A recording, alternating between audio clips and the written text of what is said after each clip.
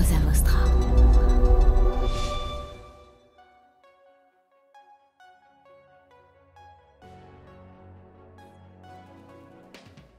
La bataille fondamentale, c'est la qualité de l'information. Moi, je n'ai jamais joué que cette qualité d'information. Au milieu des années 2000, je remonte un peu en arrière, mais c'est l'avantage d'être vieux, parce que je suis vieux, moi, je l'assume. Tout le monde se disait, mais comment on va faire avec Internet ?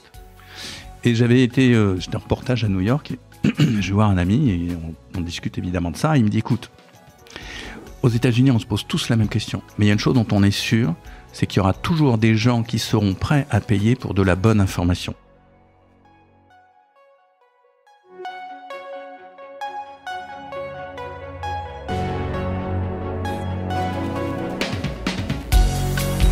Bienvenue dans Mediarama, le podcast du futur des médias.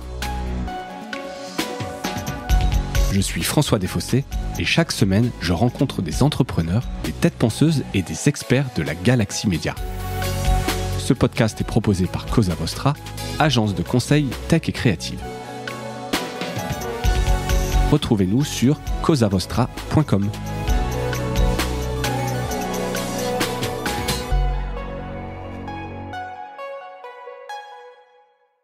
Bonjour à toutes et à tous et bienvenue dans ce nouvel épisode de Mediarama. J'ai le plaisir de recevoir aujourd'hui Hervé Kempf, journaliste et fondateur de Reporter, le site et quotidien de référence, je note, sur l'écologie. Bonjour Hervé, merci d'avoir accepté cette invitation. Bonjour François, c'est un plaisir. Hervé, donc très content de t'avoir parce que je disais de référence, c'est un média qui existe depuis 2007. On a l'impression d'avoir un peu toujours connu Reporter et pourtant t'étais pas encore passé sur Mediarama, donc je corrige ça aujourd'hui pour en savoir un peu plus sur ce média. Et donc on va commencer avec la carte d'identité, qui est un peu c'est de comprendre un peu ce que ça représente aujourd'hui Reporter. On connaît au moins deux noms, mais savoir est-ce que c'est juste toi tout seul ou est-ce qu'il y a un peu de monde derrière. Je l'ai dit, ça existe depuis 2007. Tu peux nous faire un peu la genèse de Reporter, comment ça s'est créé en 2007? Il y a eu plusieurs phases, j'imagine. Oui, en fait, en 2007, j'ai publié « Comment les riches détruisent la planète ». Et à cette époque, je me suis dit, il faut accompagner le livre par Internet qui commençait quand même bien à exister. Et donc, avec un ami, je crée un petit site, et il me dit, comment tu l'appelles? Je lui dis, je sais pas, on peut l'appeler comme on veut. Bah oui, tu l'appelles comme tu veux. Reporter? Bah oui, tu peux l'appeler Reporter. Va pour Reporter. Et donc, alors, il y avait eu dans le temps, en 89, un journal qu'on avait créé avec d'autres amis qui s'appelait Reporter, qui avait bien marché. Même orthographe, pareil. Même orthographe. C'est l'idée, c'est Reporter. Nous sommes des reporters et nous parlons de la Terre. C'est un titre qui avait été trouvé par ordinateur. Je pense que c'est un des premiers titres de médias qui a été trouvé par ordinateur. On avait fait ça en 89 avec des amis. Et bref, le journal avait bien marché, mais on manquait trop de trésorerie, donc on a dû s'arrêter. En 2007, donc je relance. Au début, c'est un site pas un blog, c'était plus accompagner le livre et montrer que ce qu'il disait, à savoir l'articulation indispensable entre la question sociale et la question écologique, ça s'incarnait au jour le jour dans l'actualité. Alors d'un côté, le livre a très bien marché, c'est 80 000 exemplaires, c'est 12 traductions, on en est à 4 éditions, enfin voilà, c'est un livre, je crois, qui a joué son rôle pour montrer justement l'intrication de la question sociale et de la question environnementale. Et puis le site continuait. Moi, j'apprenais, en fait, pour moi, ça m'amusait d'apprendre l'écriture Internet, en fait. À l'époque, c'était encore très nouveau, et maîtriser l'outil, comprendre les possibilités qu'il ouvrait.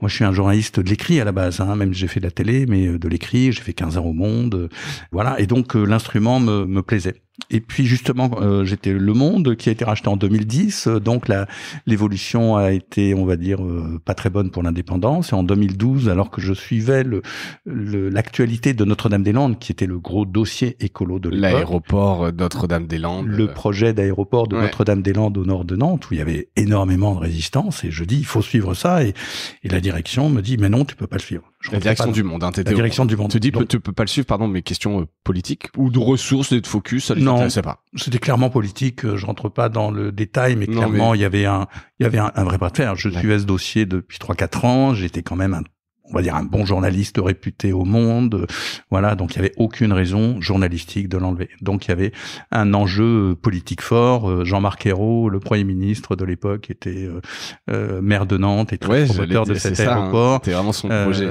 Le journal appartenait à messieurs Berger, Niel et Pigasse, voilà, et il n'était plus en état de résister à d'éventuelles pressions. Donc on est rentré en conflit très dur, et pendant ce temps-là, je me dis ok, c'est pas possible, je vais pas pouvoir. J'adorais ce journal. Mais j'adore avant tout l'indépendance. Oui, l'institution de Monde, mais ouais, de la c'est pas une institution, c'était d'abord un grand journal. Et moi, j'ai pu y faire des choses formidables sur la question écologique. Mais là, l'indépendance doit passer avant tout. Donc, je rentre en bataille avec eux.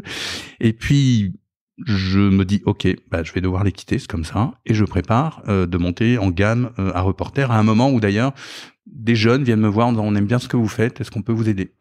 Je me suis dit, il se passe quelque chose. Donc, on a, avec des amis, avec ces jeunes, monté une association, l'association pour la presse indépendante, libre et écologique. Et on s'est dit, on va monter Reporter en vrai site professionnel. Professionnel, ça veut dire quoi ? Tout simplement, l'information est un métier. Pour bien produire de l'information, il faut travailler. Et le travail mérite salaire. Ça va pas plus loin que ça. La définition d'un média professionnel. C'est presque un peu la définition de la commission paritaire. Hein. Éditer un contenu à titre professionnel. Voilà, absolument. Et nos 16 journalistes ont évidemment leur carte de journaliste et tous les pigistes avec nous, etc. Et donc, je démarre avec les moyens du bord, qui étaient en fait mes allocations chômage, qui restent, à l'époque, en tout cas, c'est la meilleure création de start-up. Il faut jamais l'oublier, c'est les allocations chômage. C'est bien de le rappeler. C'est oui, très bien de le rappeler. Ça aide, et c'est un peu unique aussi dans le monde, mais ça aide énormément de start-up et de projets à faire. Moi, j'ai commencé comme ça parce que mon travail, pendant 2 ans, j'ai pu y aller, puis peu à peu, on a commencé à faire des dons. Je faisais beaucoup de conférences ou autour de mes bouquins, donc je disais, vous me payez, pas moi, mais c'est pour la pile et pour Reporter. Et puis on a eu quelques subventions de fondations privées, en fait, quasiment pas de subventions publiques, sauf au moment de la COP 15 à Paris, la COP sur le climat, là, on a eu quelques aides qui ont été utiles, mais progressivement, le trafic montait. Dès que ça marchait, on embauchait de nouveaux journalistes, donc le contenu s'améliorait, donc le trafic montait, donc on avait plus de dons, on avait plus de notoriété. Et là, il y a un cercle vicieux qui s'enclenche. Vertueux, plutôt. Au contraire, très, très vertueux. Le seul vice qu'on peut avoir, c'est la passion de l'information. Un cercle très vertueux et qui fait qu'on a monté régulièrement, jusque d'ailleurs au point maintenant, alors, quelques chiffres très rapidement, même s'il faut pas être accablé par ça, mais 26 salariés en CDI, dont 16 journalistes, en équivalent temps plein 35 personnes, 2,4 millions de chiffre d'affaires en 2023, plus de 2 millions de visites tous les mois. Rentable, forcément, tu as une obligation d'être rentable, donc quand tu es une association. On a un excédent positif de 400 000 euros, par exemple, en 2023. On est très attentif. On a toujours géré au centime. En bon père de famille, comme on dit. En bon chef d'entreprise, j'allais dire. Et surtout, la presse, l'indépendance est cruciale. Et la rentabilité, être rentable, c'est la clé. C'est la clé. C'est la clé de l'indépendance. Donc, on met beaucoup en réserve et tous les choix qu'on met, c'est d'investir dans essentiellement de la masse salariale, c'est-à-dire créer des postes de journalistes, créer des postes d'informaticiens, créer des postes de réseaux sociaux et aussi faire des frais de reportage, avoir une qualité, aussi des photographes, des dessinateurs, mais voilà, être toujours en excédent. Alors, c'est intéressant de le préciser, mine de rien. On est en association. C'est l'être mon point. Est-ce que l'association était vraiment le seul choix possible ? Est-ce que c'était... Oui, à ce moment-là, pour des raisons... et comme maintenant, on n'est pas dans l'économie de marché, puisqu'on repose sur les dons, à 98% de nos ressources, c'est des dons des lectrices et des lecteurs. C'est un cas... Il n'y a pas de pub. Il n'y a pas de publicité. C'est en accès libre, il n'y a pas d'actionnaire, on ne repose que sur les dons des lectrices et des lecteurs. Et les dons des lectrices et des lecteurs, il n'y a pas de gros donateurs cachés. On a, je crois, 3 à 4 dons de 1 000 à 2 000 euros. Dès que ça dépasse ce montant, on dit, c'est quoi cette histoire ? Mais la majorité des gens, ça va être 1 euro, 2 euros, ou 5 euros régulièrement, ou 6 euros, bref. Donc on est vraiment appuyé sur ce public. Et ce que je veux dire, être en économie sociale et solidaire, en association ou en coopérative, ça a un grand intérêt. On n'a pas à rémunérer les actionnaires. Donc, mine de rien, le profit, il est réinvesti. Ouais, 100%. 100%. La deuxième chose, c'est qu'on essaie d'être cohérent avec nos valeurs. Donc, j'ai dit que nous, on défend la justice sociale qui est inséparable de la question écologique et on pense qu'avoir beaucoup de milliardaires, c'est pas une bonne chose pour la politique écologique. Donc, on a une échelle de salaire qui est limitée de 1 à 1,9. D'accord. Et ben ça permet 1,9 fois plus que le salaire, le plus bas salaire de l'entreprise. Voilà. C'est indexé. Le bas salaire, il est de 2300 € net, et donc vous calculez 1,9, ça fait 4200, je crois, sur ma fiche de paie. Et en fait, ça me va. Je suis comme tout le monde, j'aimerais bien gagner un peu plus mais bon, ça va. Et sur le fond, on est tellement heureux de ça. Mais surtout économiquement, c'est vertueux de ne pas être capitaliste, parce que tout l'excédent, il est utilisé pour le travail, pour améliorer et pour mettre en réserve, pour être totalement indépendant, pour que personne ne puisse nous nuire. Et ça, c'est important. J'insiste là-dessus parce que c'est important de savoir. On est critique du capitalisme, on le cache pas, mais il y a aussi des raisons économiques. C'est-à-dire qu'on peut être post-capitaliste ou non capitaliste et être tout à fait conscient des enjeux économiques et bien géré, quoi. Ouais. Mais bon, c'est intéressant. Là, l'idée de cet épisode n'est pas de faire évidemment un débat parce que tu peux être dans le marché, être une entreprise dans le capitalisme, mais pour autant te dire bah tiens, je fais des bénéfices et j'en reverse une partie aux salariés. Il y a de la redistribution, il y a du réinvestissement, etc. C'est pas noir ou blanc. Pas de problème. Mais là, on est dans le monde des médias. Ouais. Ce qui est très paradoxal, c'est que des médias indépendants comme Reporter, comme Mediapart, qui défendent en fait une vision de la société, de la justice sociale et de la redistribution, pour faire simple, et qui disent le bien commun est important et l'État peut avoir un rôle à jouer pour les services publics et pour le bien commun. Et on a face à nous, majoritairement, la majorité des médias, Le Figaro, Le Monde, Les Échos, Le Parisien, CNews, Europe 1, Journal du Dimanche, j'en passe, toute la kyrielle, tu les connais. Ils appartiennent à des milliardaires ou à des millionnaires. Et très souvent, ils dépendent de subventions de l'État. Et pourtant, ils défendent l'idée de la libération, de la concurrence pure et parfaite, ils sont contre l'État. C'est très paradoxal, alors que les seuls qui sont vraiment dans le marché et dans la jungle, c'est des gens comme Mediapart et comme Reporter. Mais nous, on est vraiment, on se bagarre, mais on se bagarre sans État. Ouais. Voilà, c'est important à souligner quand même. Ouais, non, c'est clairement, et ça fait partie pas d'un truc d'exemplarité, mais en tout cas de se dire, on est absolument irréprochable, on ne dépend que de nos lecteurs. Et comme tu l'as dit, je trouvais ça intéressant, c'est pas des gros donateurs, c'est réparti sur l'ensemble de vos donateurs. Donc c'est, même d'un point de vue purement modèle économique, c'est plus intéressant ça, il y a moins de risques. Quelque part, t'as un peu dérisqué. Là, je prends vraiment des termes très capitalistes, mais t'as dérisqué en ayant des petits dons sur un maximum de donateurs. Et c'est quelque chose qui est venu très naturellement, en fait. C'est pas... En fait, c'est fou, hein, mais je n'avais pas de business plan. Je savais à peine que PayPal existait en 2012 ou 2013, hein, donc moquez-vous de moi, il n'y a pas de souci. Je ne savais pas. On s'est même posé la question de la publicité. On n'est pas, borné. On s'est rendu compte, par exemple, que comme on avait peu de trafic, il aurait fallu mettre beaucoup de publicité partout sur le site. Et là, tu dégrades vraiment l'expérience. Et donc, je dégraderais l'expérience. Donc, c'était plus pragmatique. On tente le coup. Et on a tout fait en pragmatisme. Et puis, on voyait les choses partir. On voulait quand même être sur les dons. Mais après, il y a quelque chose qui joue, c'est que la bataille fondamentale, c'est la qualité de l'information. Moi, je n'ai jamais joué que cette qualité de l'information. Au milieu des années 2000, quand tout le monde, je remonte un peu en arrière, mais c'est l'avantage d'être vieux, hein, parce que je suis vieux, moi, je l'assume. Tout le monde se disait, mais comment on va faire avec Internet? Et j'étais en reportage à New York, et je vais voir un ami, et on discute évidemment de ça. Il me dit, écoute, aux États-Unis, on se pose tous la même question. Mais il y a une chose dont on est sûr, c'est qu'il y aura toujours des gens qui seront prêts à payer pour de la bonne information. Et alors ça, c'est resté dans ma tête. Et je me suis dit, totalement vrai en 2024. Ça reste totalement vrai. Et nous, toute la bataille à Reporter, et sans doute de plein d'autres médias indépendants et autres d'ailleurs, c'est faisons de la bonne information. Attentive au public, voilà, mais suivons notre cap, racontons bien, relatons bien, racontons la réalité, soyons clairs, soyons transparents, mais faisons notre boulot de la meilleure information possible, et quelque part il va se passer quelque chose. Et c'est ça qui s'est passé. C'est-à-dire que, alors évidemment, j'ai tendance à dire du bien de Reporter, mais c'est vraiment quand même sortir de l'information, suivre des courants d'époque, sortir des enquêtes, être attentif à des tendances que les autres ne voient pas.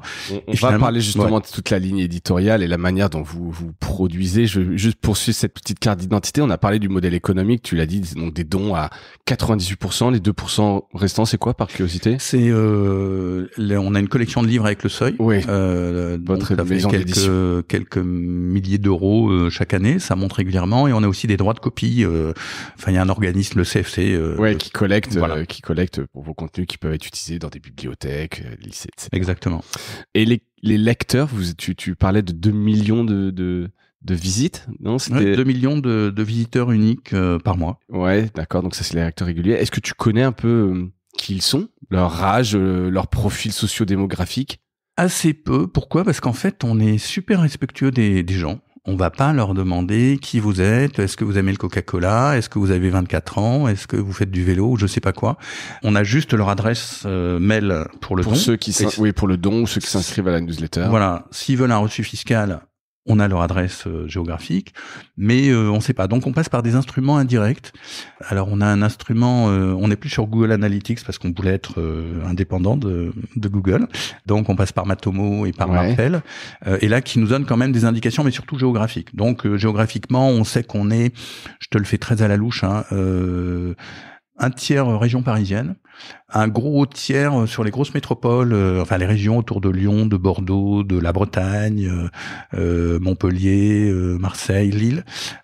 Géographiquement, on est un peu, ce que je regrette, pas très fort, enfin pas beaucoup de lecteurs, lectrices dans l'est de la France. Et puis le tiers, ça serait réparti un peu partout. D'accord, mais donc plutôt urbain quand même. Ouais, plutôt urbain et plutôt rural. Je te dis, le troisième tiers, c'est un peu partout.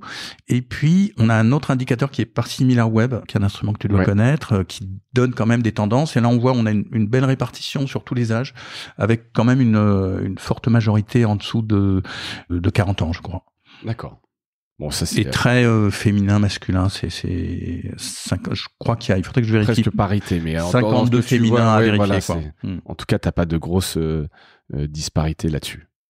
Je reviens quand même juste rapidement. Les dons sont ouverts en permanence. C'est pas des campagnes que tu fais une fois par an ou 2 fois par an. C'est en permanence. Vous incitez à la fin d'un article. Il y a le bouton don. Ouais. Alors d'abord, c'est pas jeu. C'est vraiment une équipe et c'est pas une formule de dire ça. C'est que moi maintenant, je n'ai plus de compétences sur pas mal de domaines. Donc même si on a appris et rétrospectivement, je me rends compte, on a été les premiers à mettre en place le don. Pas pour des raisons parce qu'on était génial ou pas, mais simplement comme tu l'as dit, comme tu l'as vu par pragmatisme, on a fait comme ça. Et puis peu à peu, on a appris à faire des campagnes, etc. Après, on s'est professionnalisé, on le fait de mieux en mieux. Donc, on fait des dons continus. Et puis on fait 2 campagnes, une en juin qui vient de se finir, qui s'est très bien passée. On cherchait 15 000 donateurs sur le mois, on a dépassé 20 000. On en refait une à la fin de l'année. D'accord. Tu sais dire quel outil vous utilisez, quelle plateforme aujourd'hui ? On développe nos propres instruments de marketing et le principal outil de des fois il y a Tipeee, il y a Patreon, Helloasso, Sprite. Je suis nul. Stripe, pardon. Ouais, non, Stripe qui est le gros. La plateforme sur laquelle. Mais on développe nous-mêmes nos instruments, C'est sur votre plateforme en fait qu'on fait le don. On n'est pas dirigé vers une autre plateforme. Non, on avait beaucoup. On a été au début de J'aime l'info, du Spiel. La plateforme du Spiel. Voilà. Je crois qu'on a aidé à la développer. Et puis peu à peu, pour diverses raisons, on l'a trouvée pas assez performante par rapport à nos souhaits.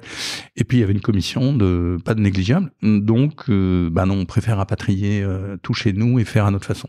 Et tu sens que pour quelqu'un, un donateur, c'est mieux donner sur le site et pas avoir le sentiment de laisser une autre commission. Tu penses que ça peut, au moment de la décision du don, faire penser la balance d'un côté ou de l'autre? Se dire, tu vois, je dois sortir, je dois aller sur un autre site, ou donc je dois comprendre pourquoi je sors du site, il y a peut-être une histoire de commission, etc. Toi, tu sens clairement c'était en votre faveur de rapatrier ça et de faire ça chez vous? Oui, en fait, il faut que le chemin soit clair. Une fois que la personne a pris sa décision, ça va être quoi chez nous le principe des donateurs? On touche quand même beaucoup de gens puisqu'on a un accès libre. Donc moi, j'ai la théorie que m'avait d'ailleurs indiqué un spécialiste de marketing et j'ai retenu cette idée-là. Ton public, c'est, me disait-il, c'est le monde entier. Bon, tu vas pas toucher 8 milliards d'individus. Après, tu as ton public qui éventuellement est ton public potentiel. Et puis, tu as ton noyau qui te lie déjà les quelques milliers, à l'époque, quelques milliers. Et donc, peu à peu, tu vas faire passer les gens d'un cercle à un autre. D'un cercle concentrique à un autre cercle. Celui qui te connaît pas du tout, un jour, il va tomber par hasard, par Google, par Discover, par je sais pas quoi, il va tomber sur une info que tu as publiée. OK. Et puis, une autre fois, 3 semaines plus tard, il va retomber. Puis, au bout d'un moment, il va rentrer dans le 2e cercle, c'est-à-dire celui qui te connaît. Il est venu par hasard chez toi, et puis après, il te connaît. Et puis, il y a celui qui te connaît qui va devenir, ah ouais, quand même, ce site, c'est intéressant, reporter, ouais, je reviens, ah ouais. Il va devenir fidèle. Il devient fidèle. Et là, il commence par exemple, à s'abonner à la lettre d'information, ou à le mettre dans ses favoris, à revenir une fois par semaine. Et au bout d'un moment, quand il a compris qu'il a vu beaucoup de bonnes informations, qu'il a compris comment on fonctionne, qu'il a vu les appels aux dons, il se dit, Ouais, quand même. C'est super le boulot qu'ils font, mais allez, je leur file deux balles, quoi. Ouais. Au bout d'un moment, c'est vraiment comme ça que ça se passe. Et inversement, on a aussi beaucoup de gens qui nous envoient des messages très gentils. Hein. On a même dans notre canal intérieur un Slack, on a une rubrique mots doux et on a 3 ou 4 mots doux tous les jours, en tout cas toutes les semaines. Il peut y avoir des gens, mais je suis désolé, j'ai 18 ans, je suis au RSA, j'y arrive pas, mais dès que je peux, je vous envoie 2 €, quoi. Ouais, c'est chouette. Donc cette théorie des cercles concentriques fait que les gens viennent. Après, une fois qu'ils ont pris leur décision, bah il faut que ce soit clair et que ça aille vite, quoi, parce que c'est, je sais pas, c'est comme nous si on achète quelque chose, donc s'il y a une erreur, un truc qui change. Il y a une erreur. Enfin, moi personnellement, je suis extrêmement impatient. Je sais que Alors, on repose le téléphone, c'est fini. Ouais, je dis non, là ils font chier, ils ont qu'à revoir leur site ou écoute, j'irai dans un magasin ou je sais pas quoi, mais il faut que ce soit clair et net une fois que la décision est prise. L'expérience doit être simple, rapide, le moins de clics possible et que ça marche bien. Donc c'est chez vous en l'occurrence, on reste sur le site Reporter pour le don et c'est en un clic et ça marche Stripe, donc essentiellement pour la passerelle bancaire.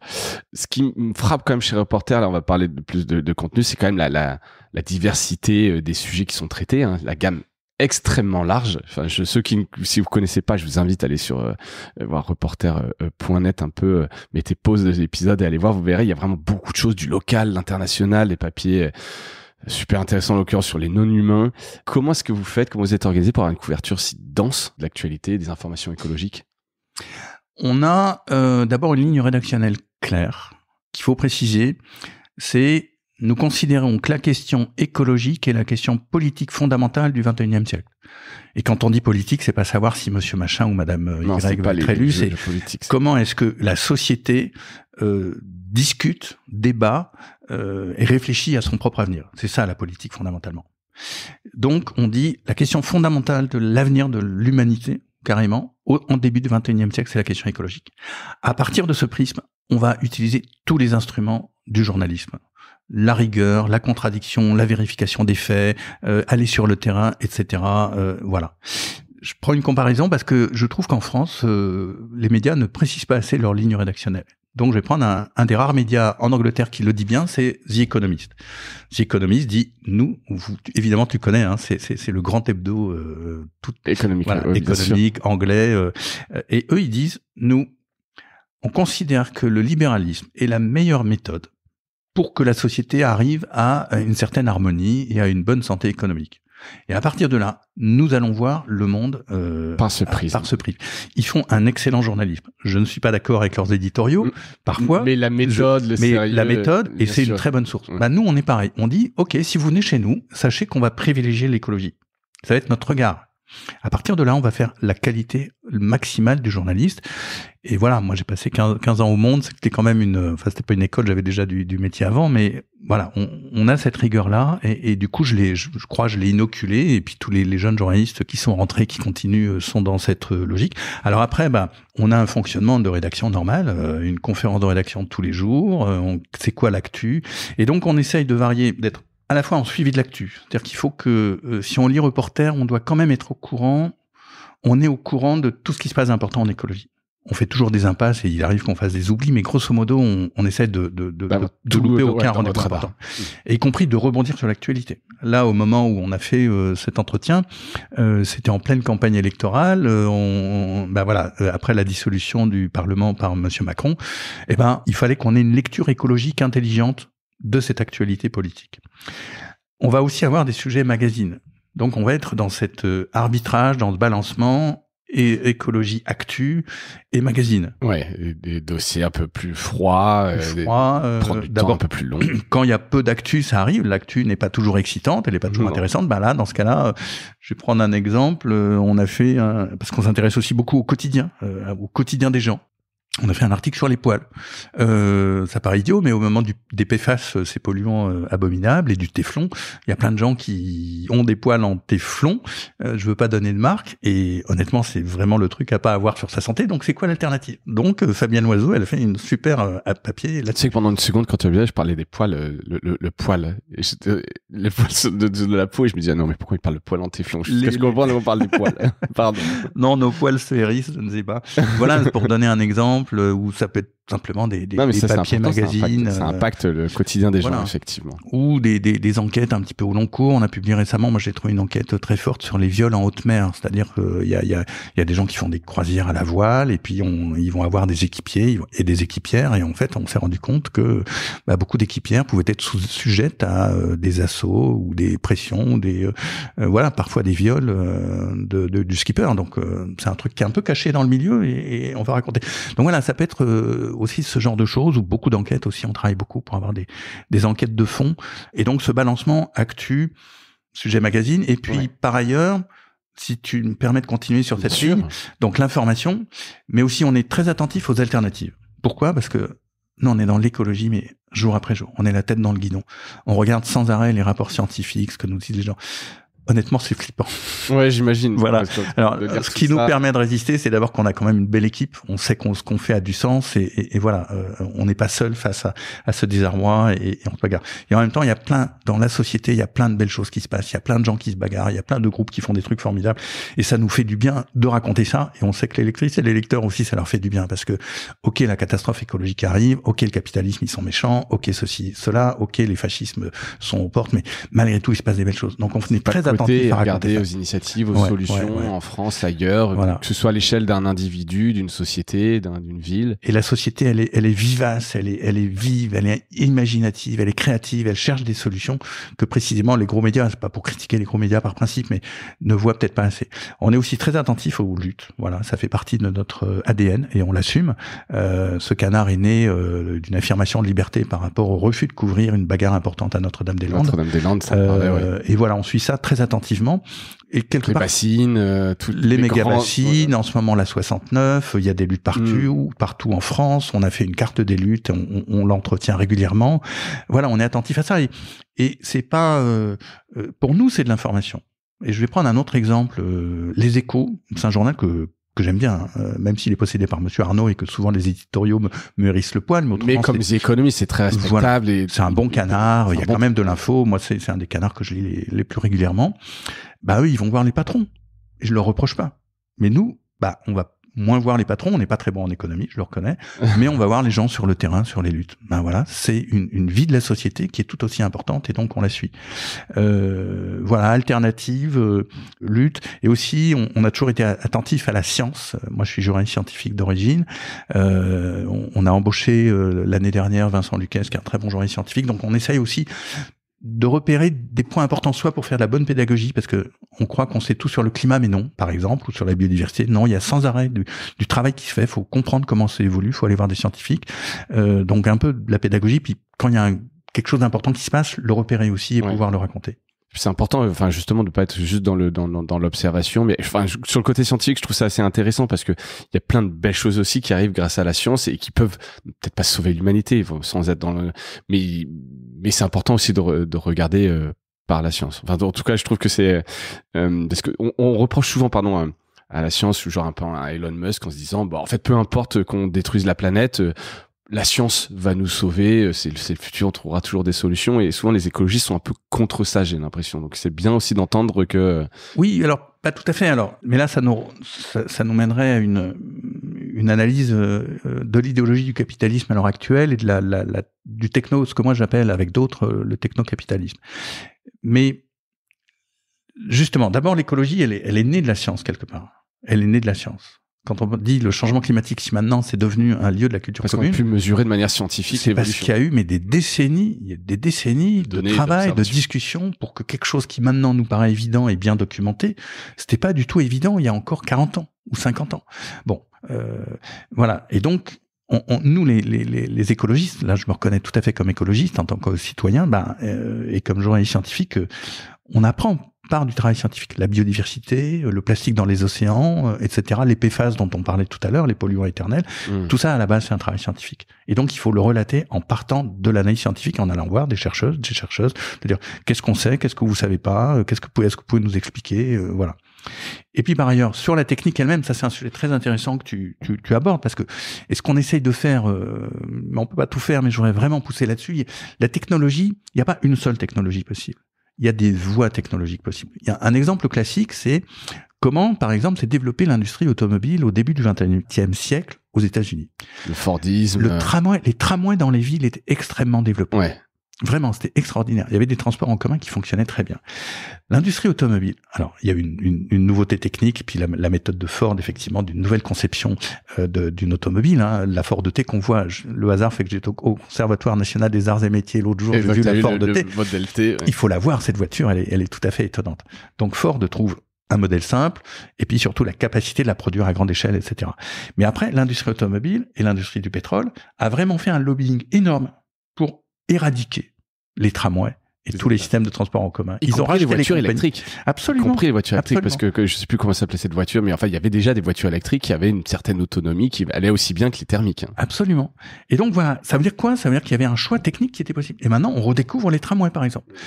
Donc nous, ce qu'on voudrait, c'est être attentif à ça et expliquer aux gens, il y a plusieurs façons de faire la technologie, de suivre une voie technologique. Et c'est pas indifférent. Et par ailleurs, on est très attentif à ce qu'on appelle la low-tech, qui est absolument passionnant, qui ne trouve pas assez d'appui.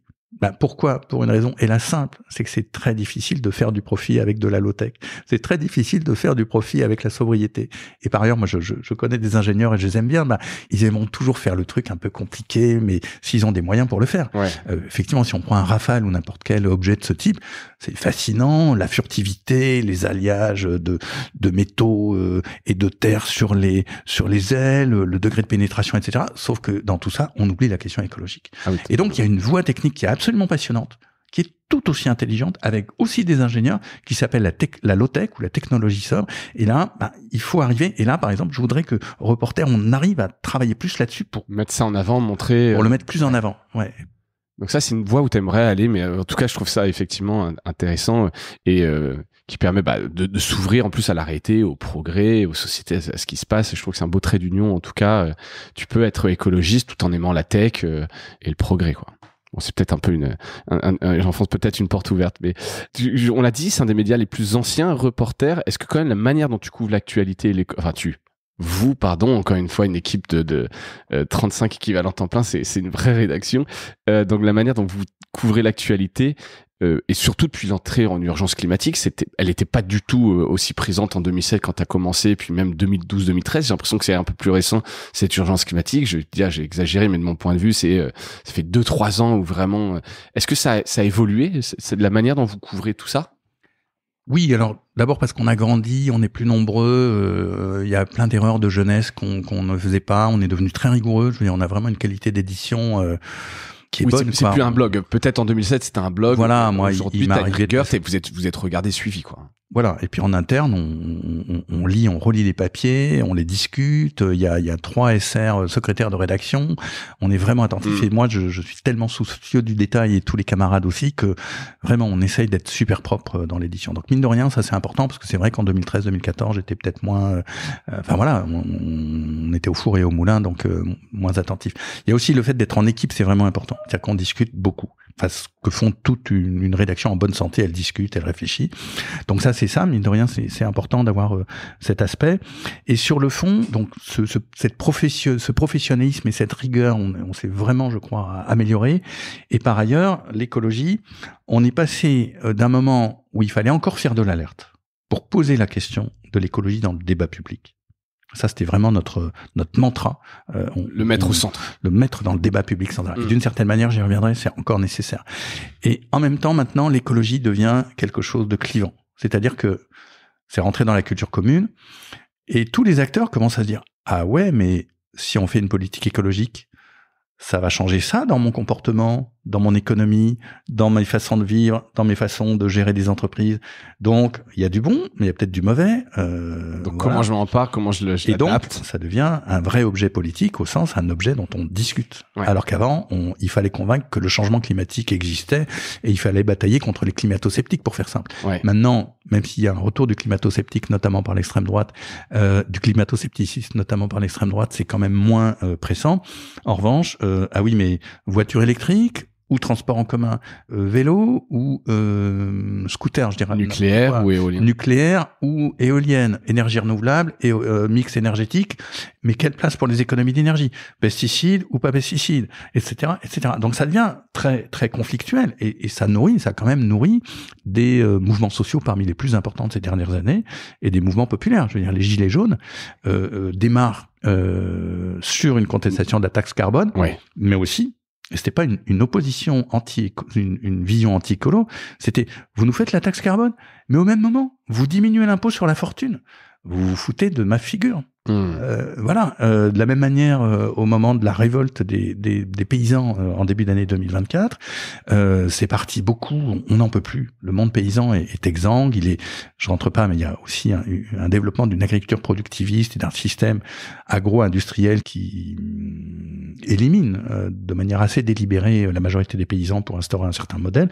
Donc, les 400 000 paysans qui restent en France se sont rebellés contre ça. Et tout de suite, on a essayé, ça a été orienté comme ah oui, mais ils sont contre les normes environnementales, comme si l'environnement c'était le problème. C'était le discours médiatique qu'il y a eu, grosso modo. Hein. Voilà, donc d'une part, ça veut dire que vraiment l'écologie devient un objet politique, de conflit politique très important. Et donc nous, en tant que médias d'information, on doit raconter ça et relater ça. Et par exemple, sur la question justement de cette révolte agricole, que moi j'appelle une révolte paysanne, mais il fallait mettre en avant. Je sais pas si on y a suffisamment réussi, mais attendez, c'est pas l'environnement le problème, c'est plutôt la façon dont évoluent les structures agricoles et les gros intérêts qui sont derrière. Donc voilà, c'est comme ça qu'on peut jouer la partition, mais le fondement, c'est que vraiment l'écologie est devenue un objet de contradiction, mais c'est normal, puisque selon nous, c'est la question politique essentielle du 21e siècle. C'est presque une réussite, quoi. Plus c'est contradictoire, plus on en parle, plus quelque part on s'empare du sujet, ça le fera évoluer. Mais effectivement, ça veut dire que aujourd'hui, ça fait beaucoup plus de travail quelque part à décrypter un petit peu tout ça, et donc on voit bien cette évolution. Et d'ailleurs, tu parlais de médias d'information. Pour toi, Reporter, c'est un média d'information, c'est un média d'action. Est-ce que vous appelez à des actions concrètes? Ah non, on est un média d'information. On est engagé au sens où on a une ligne claire, éditoriale claire. On va être attentif aux luttes et on va les raconter en tant qu'objet d'information, mais on n'adhère à rien. On n'est pas. Et ça, c'est quelque chose que vous êtes fixé. C'est-à-dire, tu n'invites pas à aller manifester ou des actions, disons un calendrier des. Non. Vous n'êtes pas militant. Non, mais pas plus qu'un. Est-ce que Dominique Seux des Échos est militant quand il dit ou les éditorialistes des Échos quand ils disent le libéralisme c'est bien et voilà. Bon on n'est pas plus militant que les journalistes des Échos. D'accord. Mais non, on a la passion d'information, mais on a des engagements clairs au sens notre ligne rédactionnelle est claire. On dit l'écologie c'est le plus important. Donc, on va privilégier la lecture écologiste. Mais maintenant, au début, par exemple, quand on fait des enquêtes, on veut toujours le principe contradictoire. Donc, on va toujours appeler EDF, telle société, Total. Au début, ils nous répondaient pas. Ouais. Maintenant, ils nous répondent. Pourquoi ? 1, parce qu'ils savent qu'on est quand même un média qui est très lu. 2, parce qu'ils savent qu'on est sérieux. On va pas les descendre pour le plaisir de les descendre. Si on a des critiques, appuyées sur des faits, on le dira. Mais leur parole, elle sera entendue. Et donc, ils vous parlent. Ils vous répondent. Ils vous parlent, et quand ils nous répondent, on donne toujours leur point de vue. Voilà, parce que ça s'appelle le journaliste, et les lecteurs et les lectrices sont intelligents. C'est quand même à eux de choisir. On leur dit d'où on parle, on leur dit ce qu'on raconte, mais autant que possible, il faut qu'on ait toujours ce son contradictoire. Et parfois, on l'a pas. Un pigiste l'a oublié, un journaliste l'a oublié. Honnêtement, je vais lui rappeler, ou la rédaction en chef va lui rappeler gentiment, dis donc, XY, tu as oublié d'appeler l'entreprise en question. Faut le faire, c'est important. Ça va pas. Et on corrige. Il nous arrive de corriger a posteriori en disant, on avait oublié de vous citer. Voilà. C'est important, je pense. Enfin, ça donne encore plus de crédit, évidemment, à tout ce que vous faites. Et comment, justement, tu positionnes Reporter? Parce que, donc, on l'a dit, le plus ancien média écologiste. Alors, je sais pas si c'est le plus ancien, en tout cas, pure player, plus important, le plus établi. Le plus ancien, en France maintenant, ça serait un petit journal qui s'appelle Silence, qui est basé à Lyon, qui doit exister depuis les années 80, qui est bénévole, très militant, mais pour lequel j'ai beaucoup d'affection parce que ils tiennent le fil depuis longtemps et que ils ouvrent des sujets souvent. dans une communauté écologiste, très écologisante. Hein. Donc je sais pas si tu les inviterais un jour à Mediarama. Mais pourquoi pas, j'essaie d'ouvrir la porte à tout le monde. Mais alors c'est tout petit canard, mais c'est beau et moi je les suis attentivement. Donc je dirais que c'est les plus anciens à ma connaissance. D'accord, mais donc dans les gros, en tout cas les pure players à l'échelle nationale, ma question était comment tu te distingues de l'offre éditoriale qui s'est vachement développée depuis, et tant mieux, encore une fois, hein, tu l'as rappelé, sujet central de société. Mais donc là aujourd'hui il y a des médias spécialisés comme Vert, Bon Pote, Climax, Vaquita, et même des généralistes comme Le Monde, hein, qui font aujourd'hui même un travail assez bien fait. Enfin, je sais pas comment vous estimez ce que font Le Monde. Comment vous distinguez un peu tout ça dans l'offre éditoriale? Tu pensais que tu as un positionnement un peu à part? Alors d'abord très bien, et moi avec Le Monde, voilà, les cicatrices sont fermées. Ils ont vu que nous on les attaque pas. Je crois que je ne dis pas de mal du Monde.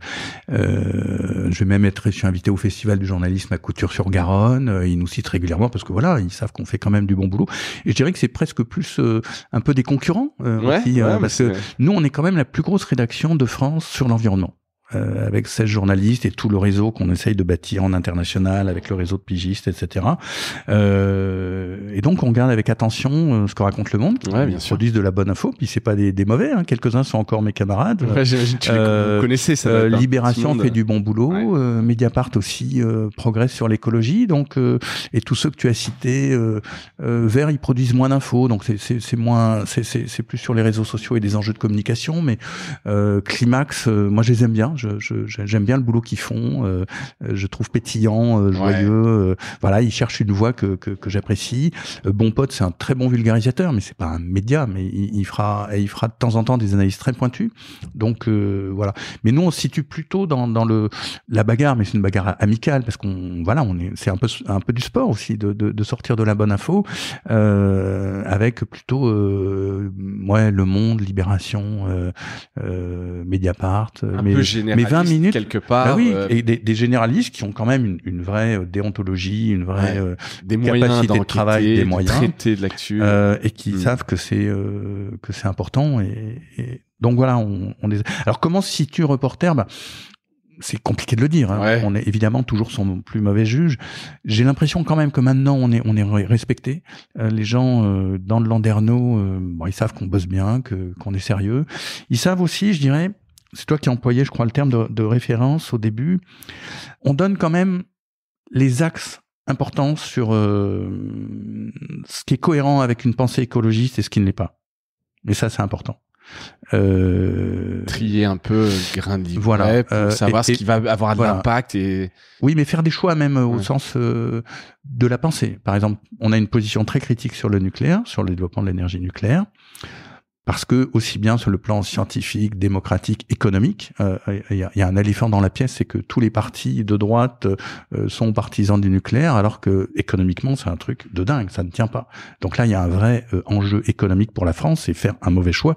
Il faudrait peut-être se demander pourquoi 80 à 90% des nouvelles installations électriques dans le monde se font en énergie renouvelable et pas du tout en nucléaire. Mais bon, je ferme cette porte, mais par exemple pour tenir bien par rapport à ça, c'est-à-dire pour dire Monsieur Jancovici est peut-être très talentueux, c'est peut-être un très bon vulgarisateur, il est invité par tous les médias, c'est comme ça, mais quand il raconte des choses sur le nucléaire, ça n'est pas la vraie ligne de quelqu'un qui est d'un mouvement écologiste, d'une pensée écologiste. Pourquoi? Parce qu'il faut aller vers beaucoup plus de sobriété et sortir de tout l'appareil idéologique, théorique et antidémocratique du nucléaire. Pour prendre cet exemple qui est important, surtout dans un pays comme la France.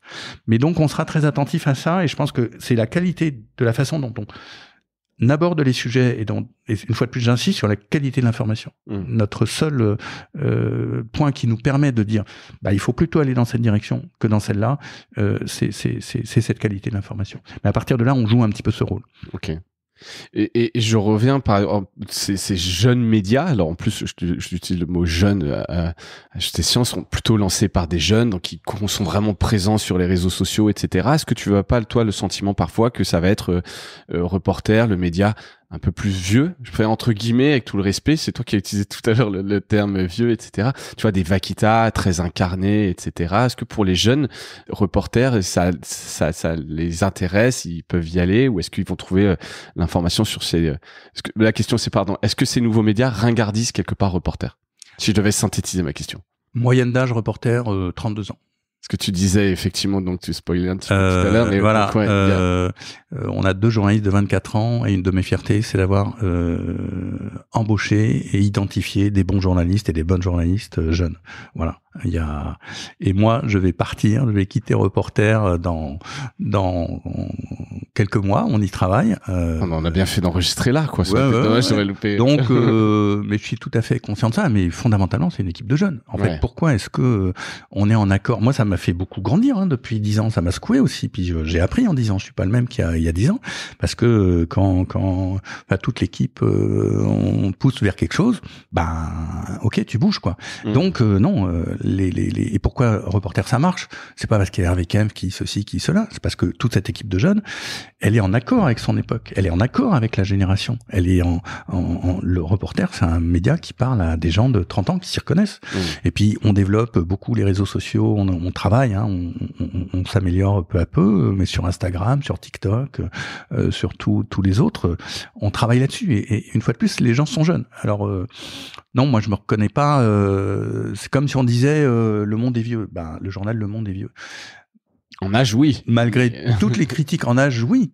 Mais ça reste. Mais ça reste. Et la capacité. D'ailleurs, à un moment, je suis content. Il y a très longtemps d'avoir accompagné ça, mais la capacité qu'a eu Le Monde à faire son passage numérique, sa transformation numérique, est impressionnante. Moi, je tire le chapeau. Ils ont réussi à passer le truc, pour ce que j'en sais. Après, on peut avoir quelques critiques, mais voilà. Donc, le fait d'être vieux ou jeune n'a aucune importance fondamentale. L'important, c'est est-ce que on est bien cohérent, est-ce qu'on est en accord avec son époque, est-ce qu'on est rigoureux, est-ce qu'on a une bonne méthode, est-ce qu'on a un bon travail d'équipe. Et moi, tout mon boulot là, c'est de faire en sorte que le truc que je vais quitter, et j'en suis ravi, les gens derrière vont être mieux que moi, vont être meilleurs, vont continuer le développement, et ils ont entre les mains un bel outil. Mais non, le jeunisme, ça va. La plus jeune journaliste chez nous, je crois qu'elle a 24 ans. Non, ils me font rire. Même moi, il y a parfois des mots que je sais pas. Alors ils se moquent de moi, et de temps en temps, je leur dis: et vous connaissez ce mot-là? Non. Là, ça marche dans les deux sens, évidemment. En même temps.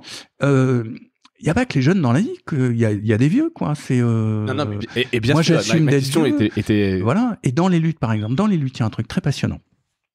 Il y a une génération un peu abandonnée dans les luttes. C'est celle qui est née au moment du libéralisme qui montait très fort dans les années 90.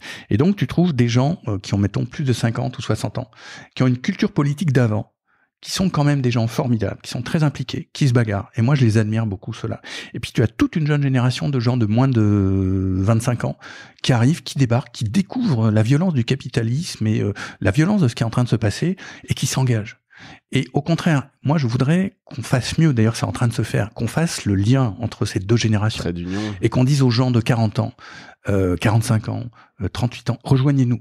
C'est important. Ok, on sait que vous êtes en plein stress professionnel, vous avez vos enfants qui sont jeunes, voilà, on est à fond dans ces âges-là, mais cette partie de la population, elle est un peu dépolitisée d'une certaine manière, au bon sens du terme. Et là, voilà. Donc, les vieux, ils sont bien, les jeunes, ils sont bien. Il faut qu'on fasse société ensemble. Et on fait un média. Peut faire ça. Peut parler à toutes les générations. Entre autres, ouais. C'est l'ambition, ou en tout cas c'est ce que tu constates et qui est possible, quoi. Tu peux parler à un jeune, un adolescent, un retraité, etc. Il peut se retrouver dans Reporter. Je suppose, mais c'est lui et c'est elle qui choisit. Ouais, bien sûr. Enfin, ils sont plus nombreux d'année en année quand même. Ouais. Donc peut-être que voilà. Non, mais écoute, très intéressant. On a parlé quand même d'édito. Est-ce qu'il y a des formats éditoriaux phares chez Reporter, si on se met sur la grille format? Après, vous avez investi aussi quand même pas mal de podcasts, de vidéos. Aujourd'hui, c'est quoi un peu les formats phares? L'écrit reste la base, vraiment. On teste après des formats. Par exemple, on a testé la vidéo, et au début, j'étais parti sur un truc très télé à l'ancienne. Et je me suis rendu compte, mais on a arrêté parce que c'était amusant, mais ça marchait pas, et on s'est rendu compte, il faut pas faire sur Internet, faut pas faire la télé comme la télé. Non. Il faut faire, même chose. Internet, c'est une nouvelle écriture. Donc on cherche. Alors on retravaille par Instagram. On s'amuse bien, on travaille là-dessus. On a beaucoup à progresser. On fait aussi des captations d'événements. Donc on a maintenant un bon prestataire, c'est presque un camarade maintenant avec qui on fait des beaux événements. On peut les filmer. Bon. Mais voilà, on va passer par le format léger, Instagram, qui pour nous est le moyen par lequel on va peut-être rentrer sur la vidéo. Podcast, on a été très prudent, même si on en vit. Moi, mon premier boulot, ça a été la radio. On est plusieurs à Reporter à adorer la radio, à l'écoute. C'est pour ça que quand tu m'as invité, j'étais quand même ravi, parce que j'aime bien la radio, j'aime bien le son, le podcast. Là aussi, c'est compliqué, notamment comment tu génères derrière le don, mine de rien, voilà. Et puis, on n'a pas encore bien trouvé le format. Alors, on le teste par des grands entretiens, et si ça marche bien, on va essayer de multiplier les formats, etc. Voilà. Après, les formats, c'est beaucoup de travail sur les réseaux sociaux. C'est-à-dire que maintenant, un site n'est plus seulement un site, mais c'est toutes ces projections. Alors, on a cité Instagram, TikTok, malgré tout, Facebook existe toujours, LinkedIn est important, Mastodon, Thread, voilà. Donc, on essaye d'être sur ça.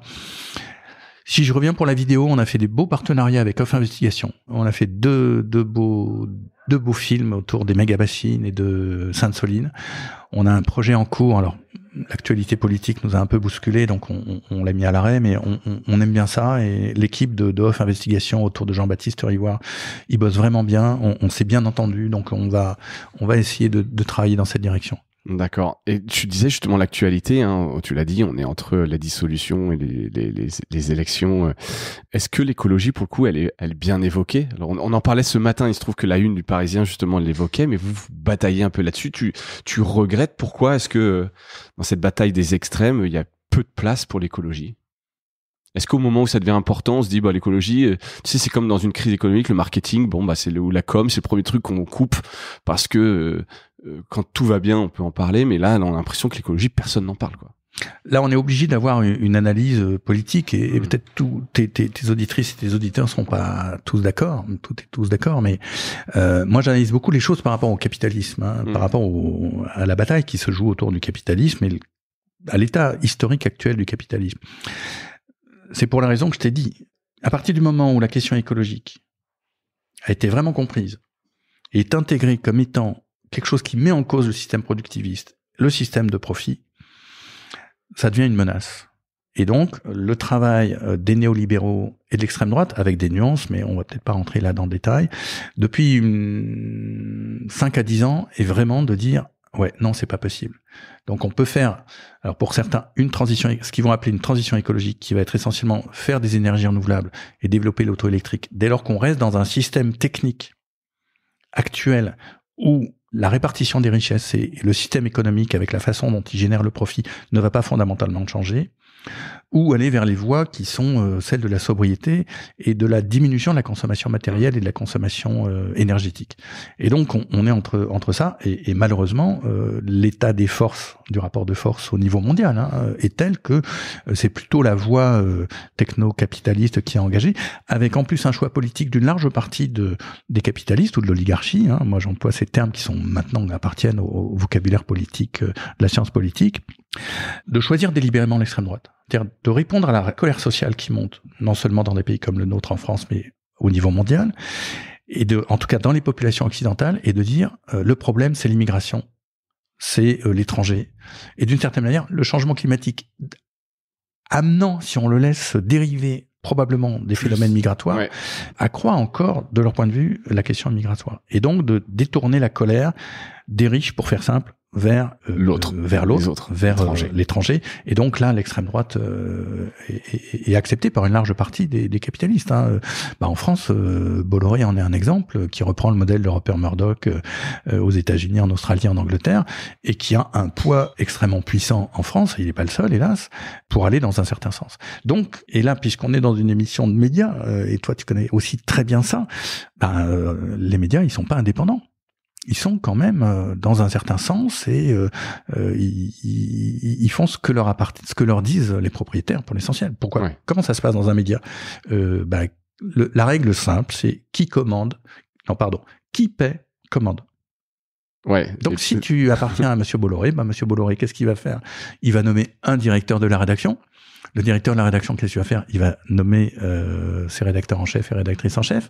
Et puis eux, ils vont faire avec les journalistes en faisant comprendre aux journalistes que s'ils veulent que leur papier passe ou que leur carrière se passe bien, etc., ils vont dans un certain sens. C'est comme ça. Et cette chaîne de commandement, elle est extrêmement claire, hélas, dans l'univers médiatique. Et c'est pas toujours évident, c'est des arbitrages, parce que faut aussi faire son job, quand t'as beaucoup de médias qui sont comme ça, c'est pas évident. Enfin bref, et oui, mais quand t'es journaliste et que tu te dis, t'as tes 2 enfants et voilà, ta vie, t'as 37 ans et t'as fait ton boulot très bien, et puis à un moment, tu es confronté à quelque chose que t'aimes pas faire, qu'est-ce qu'on fait ? Et c'est là, malheureusement, dans la situation dans laquelle se trouvent trop de journalistes. Pour ça, moi, je reviens, c'est vrai, une de mes petites fiertés, c'est d'avoir permis à des jeunes journalistes de pas tomber dans ce système. Et par ailleurs, je vois la vivacité de la presse indépendante, de tous les côtés, des documentaristes, on pourrait citer aussi L'Empaillé, tu vois, CQFD, enfin, il y a des dizaines de titres qui font un boulot formidable, sur les réseaux sociaux, des influenceurs, voilà, il y a une volonté de faire du journalisme quand même, sans passer par les fourches codines de ces propriétaires qui, dans la majorité des cas, hélas, ne sont pas très sympathiques. Ouais. Pas tous, mais il y en a, effectivement. On a parlé un peu rapidement tout à l'heure dans la diversification. Vous avez une activité d'éditeur de livres, tu le disais, en partenariat avec Le Seuil. Il y a d'autres médias qui ont fait ça. Je pense à La Déferlante, Binge, qu'on a pu avoir aussi sur le podcast. Est-ce que ça continue aujourd'hui? Est-ce qu'il y a d'autres livres en préparation? Et plus globalement, après, des projets de diversification que vous pourriez avoir? Alors, les livres, alors, on le fait... C'est très intéressant parce que moi, j'ai aussi appris le métier de directeur de collection. Parce que tout ça demande du temps et en fait, éditer des bons livres, c'est pas simple. En fait, c'est un vrai métier que moi, j'apprends peu à peu. Donc, on publie peu de livres, peu à peu, ça monte. C'est-à-dire que les chiffres de vente augmentent. On arrive quand même assez régulièrement à faire maintenant des 3 à 5 000 ventes, ce qui est en fait pas mal de nos jours dans l'univers du livre, qui est un univers très, très difficile. On aimerait plus le faire. Ça dépend, il faut du temps. C'est du temps, c'est vraiment une question de ressources. Parce que on fait une collection de livres qui est, en gros, des livres d'actualité, de journalisme. Pas d'actualité forcément, mais de journalistes qui vont déceler une tendance de fond, qui vont à la fois le raconter en termes de journalisme, mais en prenant du recul, en expliquant comment ça se passe. Donc, on a pu sortir, par exemple, je pense à un livre de Lucille Leclerc, Hold Up sur les terres, qui raconte quand même un phénomène très important dans l'agriculture, où de plus en plus des sociétés, des grosses sociétés, achètent des terres. Et donc, ça contribue au phénomène d'expulsion d'un certain type petits exploitants. Donc voilà, elle a mis le doigt là-dessus, c'est formidable, c'est vraiment un scoop. Donc voilà, on peut faire ce genre de boulot, mais il faut trouver un sujet et un auteur. Ouais. Et puis après, il y a un travail éditorial. Et donc, ces trois choses, à la fois, sont pas simples à trouver. Donc, mais peut-être que si, par exemple, je ne suis plus un reporter, cette collection ira mieux, par exemple. Mais elle va bien, hein. On a quand même publié, là, on vient de publier Le prophète qui avait raison d'Arthur Nazaret, qui marche très bien sur la campagne de René Dumont en 1974, qui est un très joli livre, très bien raconté, qui fait réfléchir aussi sur ce qu'est devenu l'écologie. Et les autres projets dont tu me parlais, comme je te disais, la vidéo avec Off Investigation, hein, il faut qu'on retravaille là-dessus, on aimerait bien. Des projets de bande dessinée aussi qui sont en train de sortir du tiroir. Ça marche bien les bandes dessinées, tu dois demander à Janko. Oui, y a pas de souci. Alors, je sais pas si je ferai une diversification avec Jean Cogevici, mais de temps en temps. Il a fait sa BD avait cartonné. Hein. Ouais. Incontestablement. Tout le monde, dans le milieu, tout le monde est resté sur le cul, si je peux me permettre d'être vulgaire. Bien sûr. C'est une sorte d'ovni. Alors, ce qui est dommage, mais bon, c'est qu'il y a beaucoup d'erreurs dans son livre mais bon, je veux pas. Mais c'était bien vu aussi. Toute la première partie est très intéressante sur l'énergie. Ouais. Et ce format BD marche évidemment très bien. Quelque chose dont on a assez peu parlé quand même, est-ce qu'il y a une communauté reporter et qu'est-ce que vous faites? Est-ce que vous la rencontrez, l'animez? Est-ce que vous avez des outils pour qu'elle puisse se parler? Certains médias font ça très bien. Est-ce que tu as la rencontre de cette communauté? Alors, on fait des rencontres très régulières. On sait assez bien faire ça. On fait soit des rencontres en petit format sur un sujet précis, c'est-à-dire un petit format, c'est 50 personnes, ou des événements plus ambitieux avec de 200 à 800 personnes. Okay. Donc là, par exemple, on a fait une soirée dont on est assez fier, le 24 juin, l'écologie contre l'extrême droite. Ouais. Donc là, encore vraiment sur l'actualité du moment. Ah oui, c'était vraiment, on l'a monté à l'arrache avec le consulat, une très belle salle près de Voltaire à Paris, avec des musiciens et puis des belles paroles. Hein, et donc après, l'écologie contre l'extrême droite. L'écologie contre l'extrême droite. Et on le décline après sur Instagram, sur un article, en vidéo, sur YouTube. Enfin, voilà, les rencontres pour nous c'est aussi un objet d'information, pardon. Ah, clairement. Et c'est pas seulement la rencontre qui est, mais pour moi c'est aussi un lieu de production d'information.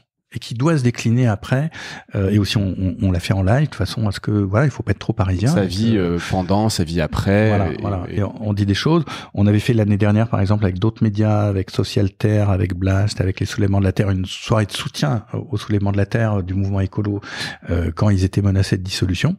Et là, 800 personnes, c'était très beau à vivre. Voilà, et c'est là qu'on sent. Donc voilà, on fait ces rencontres et c'est un moyen de rencontrer des gens en vrai, de leur parler, voilà, parce que c'est très froid en fait, Internet, bizarre. Donc on a besoin de ces rencontres physiques. En revanche, au début, on avait commencé longtemps les amis de reporters. Ce qu'il faut simplement savoir, c'est que tout prend du travail. Donc, tu peux pas avoir une communauté si tu n'y consacres pas du temps. Enfin, nous, c'est l'analyse qu'on fait. Hein. C'est évident. Et donc, c'est peut-être un débat qu'on aurait un jour. Est-ce que on embauche une personne qui va se dédier un community manager. Alors, on est quand même très attentif aux donateurs. On leur écrit régulièrement. On leur donne des nouvelles de reporters. Voilà. Donc, ils ont un petit peu les coulisses. Donc, il suffit de donner 1 euro une fois pour pouvoir suivre un peu ce qui se passe. Voilà. Mais bon, voilà, c'est une lettre mensuelle. On dit ça. On les invite aux rencontres, mais on voudrait faire plus. Mais là, on avait vraiment fait le choix produire de l'information, mais dans l'avenir, ça fait partie des projets. C'est une question qui peut se poser. Ouais. Enfin, j'en déciderai pas seul, mais voilà, ça peut faire partie des thèmes de réflexion. Ouais, très clair. Et alors, il y a une question, c'est parce que tu as cité Socialterre et je l'ai pas cité parmi les concurrents, nouveaux concurrents, et tu ne l'as pas cité non plus, Fracas, qui s'est lancé récemment. Est-ce que qui est aussi, a priori, donc j'avais écouté l'interview, je n'ai plus son nom, tu dois le connaître. Philippe Vion-Dury. Ouais, c'est un ami. C'est un ami qui est aussi vraiment, pour le coup, très militant. Là, j'ai senti quand même un engagement très très fort. Tu saurais situer par rapport à vous différence un peu de ligne. Alors c'est pas les mêmes moyens. D'abord, pour moi, c'est pas des concurrents. Hein. Ils ont un projet essentiellement papier, donc qui nous disconvient pas. En fait, quand Philippe et Clément étaient à Socialterre, on avait un partenariat avec eux, donc on s'entend bien. Mais je m'entends bien aussi avec la nouvelle équipe de Socialterre. Mais voilà, Fracas, et moi je trouve ça c'est un beau projet. On les suit un petit peu. On va voir à quel point on sera avec eux, mais c'est autre chose. En fait, l'écologie, nous on est pas dans une logique concurrentielle où les uns vont bouffer les autres.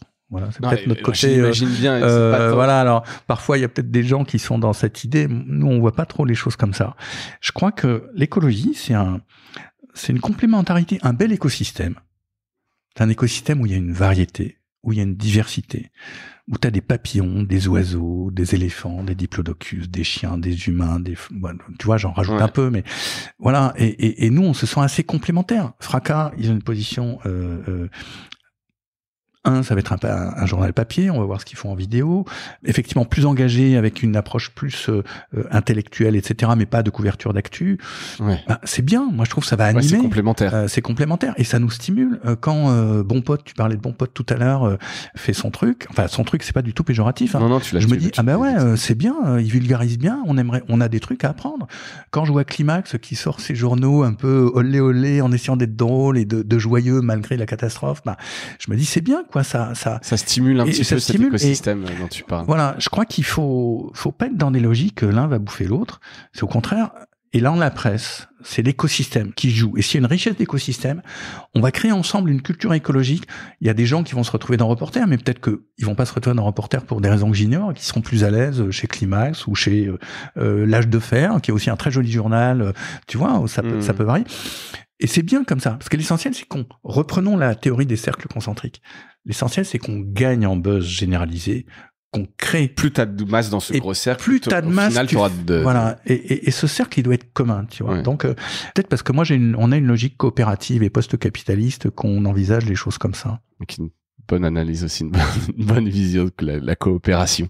Ensemble, on va plus loin. Comme on dit. Merci Hervé, on a fait le tour des questions. Il reste la dernière question de Mediarama. Est-ce que tu as un truc cool à nous partager? Alors tu as cité plein de médias sur l'écologie qui sont très cool et qu'on peut aller voir, mais est-ce que par ailleurs quelque chose a retenu ton attention récemment? Je savais qu'il y avait cette question à la base. J'ai écouté d'autres Mediarama, c'est bien intéressant ton émission. Écoute, moi, je lis beaucoup, j'aime beaucoup lire, c'est mon truc, quoi. Il y a un auteur qui est peu connu en France. Je vais t'en donner 3 trucs. Allez. Howard Fast, F-A-S-T. Ouais. C'est un gars qui était des années 50, 60, 70, qui a fait plein de bouquins formidables. Et il a fait un livre qui est formidable, ça s'appelle La Dernière Frontière. Ouais. Je te raconte pas l'histoire, mais c'est une histoire de tribu indienne en 1860 aux États-Unis qui est déplacée par l'armée. C'est une histoire magnifique. C'est le genre de bouquin, je m'engage presque à vous rembourser si vous n'aimez pas le bouquin, tu vois. tu le trouves en poche. Et si vous avez aimé, vous pouvez faire un don à Reporter. Oh bah, vous faites ce que vous voulez, mais pourquoi pas. Un livre, voilà, La dernière frontière de Howard Fast. Un livre qui, moi, me remplit de joie, même s'il est des années 70, mais tu le lis maintenant, tu te dis, mais ça marche maintenant. Il s'appelle Ecotopia de Kallenbach. C'est édité, je crois, rue de l'Échiquier, vérifié. Ecotopia. Et ça te raconte une société écologique. En gros, ça se passe aux États-Unis en 2000, je sais pas quelle année. Il y a eu une guerre civile au sein des États-Unis.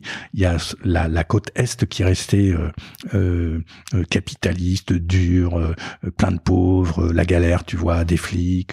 Et puis à l'ouest, l'État de Washington, la Californie, eux, ils sont cool, voilà, parce qu'ils avaient une arme secrète au milieu de la guerre civile. Donc en fait, il décrit ce que pourrait être une société écologique. Et c'est c'est très bien raconté. Il y a une histoire d'amour, il y a plein de petites anecdotes dans tous les coins. Et voilà, c'est un livre, tu le lis, tu te dis, on a besoin de rêver. Un peu. Ça fait rêver. Mais c'est possible. On n'est pas obligé d'être dans la tout le temps, quoi. On n'est pas obligé d'avoir à se confronter au Rassemblement national. Un autre monde est possible. Donc ce bouquin là aussi, je le recommande. Et une fois de plus, bon, je crois pas que je vais me ruiner parce que je vous rembourse le premier, peut-être pas tous, mais je vous rembourse si vous aimez pas, parce que moi vous me l'enverrez et je l'offrirai à d'autres personnes qui voilà, et puis toi, quand même, pour être un petit peu dans le temps de l'époque, je trouve que le bouquin de Damasio, Alain Damasio, La vallée du silicium, qui est paru il y a un mois, est un beau livre. Et un livre extrêmement intelligent et qui en plus se lit avec beaucoup de plaisir et de subtilité. Bon, et ben écoute, je mettrai les liens vers ces 3 livres différents les uns des autres. Mais merci beaucoup Hervé pour ton temps, ta passion et puis ce beau projet. Bravo, parce que merci. Reporter, c'est bien tracé. Et puis tu annonces là ton départ à venir dans quelques mois, mais plutôt confiant sur le futur, sur l'équipe et sur le fait que Reporter soit bien installé. Ah ouais. Non, c'est une équipe maintenant. C'est une équipe. Ouais. C'est ça qui est chouette. Qui fonctionne bien, quoi. C'est important. Donc, merci pour ton temps et bravo à toute l'équipe. Et merci à toutes et à tous d'avoir écouté cet épisode. Je vous dis à bientôt. Salut.